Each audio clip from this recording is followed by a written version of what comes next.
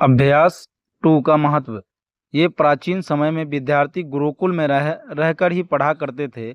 बच्चे को शिक्षा ग्रहण करने के लिए गुरुकुल में भेजा जाता था। बच्चे गुरुकुल में गुरु के सान्नी सानिध्य में आश्रम की देखभाल किया करते थे और अध्ययन भी किया करते थे। वरदराज को भी सभी की तरह गुरुकुल भेज दिया गया। वहां आश्रम में अपने साथियों के साथ घुलने मिलने लगा, लेकिन वह पढ़ने में बहुत ही कमजोर था। गुरुजी की कोई भी बात उसके बहुत कम समझ आती थी। इस कारण सभी के बीच में वह उपहास का कारण बनता था। उसके सारे साथी अगली कक्षा में चले गए, लेकिन वो आगे नहीं पढ़ बढ़ पाया। गुरुजी ने भी आखिर हार मानकर उसे बोला, बेटा वरदराज, मैंने सारे प्रयास करके देख लिए, अब यही उचित होगा। तुम यहाँ अपना समय बर्बाद मत करो, अपने घर चले जाओ और घर वालों की काम में मदद करो।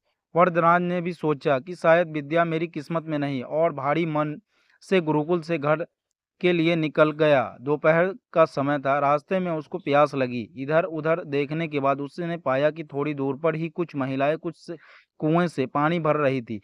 वह कुएं के पास गया। वहां पत्थरों पर रस्सी के आने जाने के निशान बने हुए थे। तो उस महिला ने पूछा, ये निशान आपने कैसे बनाए?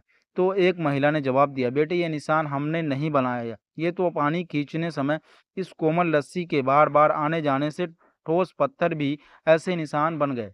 वरदराज सोच में पड़ गया। उसे विचार किया, जब एक कोमल से रस्सी के बार बार आने जाने से एक ठोस पत्थर पर गहरे निशान बन सकते हैं, तो निरंतर अभ्यास से मैं विद्या ग्रहण क्यों नहीं कर सकता? वरदराज ढेर सारे उत्साह के साथ वापस गुरुकुल आया और अथक कड़ी मेहनत की। गुरुजी ने भी खुश होकर भरपूर सहयोग किया। कुछ ही सालों बाद यही मंदबुद्धि बालक वरदराज आगे चलकर संस्कृत व्याकरण का महान विद्वान बना, जिसे लघु सिद्धांत कौमुदी, मध्य सिद्धांत कौमुदी, सार सिद्धांत कौमुदी, गिरवन पदन मंजरी की रचना की। शिक्षा दोस्तों, अभ्यास की शक्ति का तो कहना है कि क्या है, ये आपके हर आप सपने को पूरा करेगी। अभ्यास बहुत जरूरी है, चाहे वो खेल में हो या पढ़ाई में या किसी और चीज में। बिना अभ्यास के आप सफल नहीं हो सकते। अगर आप बिना अभ्यास के केवल किस्मत के भरोसे बैठे रहोगे, तो आखिर में आपको पछतावे के सिवा और कुछ हाथ नहीं लगेगा। इसलिए अभ्यास के साथ धैर्य, परिश्रम और लगन रखकर अपनी